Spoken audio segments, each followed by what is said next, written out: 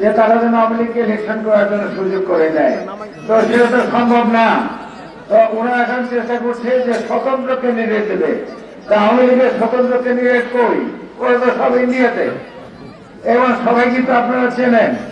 ওরা যদি এখন ওই লঙ্গি বদলাইয়ে প্যান্ট পরে বা প্যান্ট বদলাইয়ে লঙ্গি পরে এই দেশে আসে স্বতন্ত্র নির্বাচন করার জন্য, জনগণ কি রাস্তায় তাদেরকে ছেড়ে দেবে? তো সে গুড়েও বালি। এখন তারা চাচ্ছে জাতীয় পার্টি, ওটা ভেঙে 3 ভাগ হয়ে গেছে।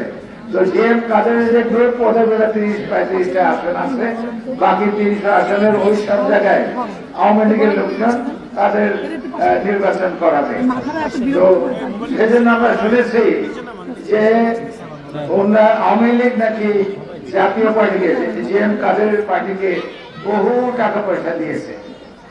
তো আওয়ামী লীগের টাকা তো আমাদের টাকা, তো জিএম কাদেরকে সেই টাকা দিয়েছে। আরো দাও, যত খুশি দাও, কিন্তু জিএম কাদের কেন তার দাদাও ইলেকশন করাইতে পারবে না। এই দেশে একজন মানুষ বেঁচে থাকতেও আওয়ামী লীগের লোকজন নির্বাচন করতে পারবে না। পৃথিবীর ইতিহাসে একটা ঘটনা আছে যেখানে সরকার পতন হওয়ার পরে অনেক কথা জানতে পেরেছি।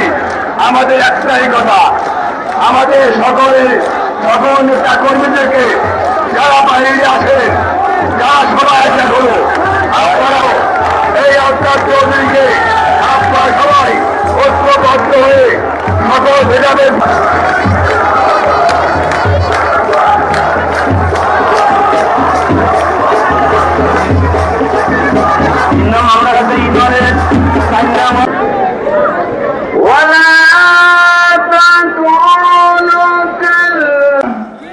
যখন এই দেশের 20 কোটি লোক মাঠে নামলো, শেখ হাসিনা সরকারের মাতাও তাদের সঙ্গে নেমেছিল।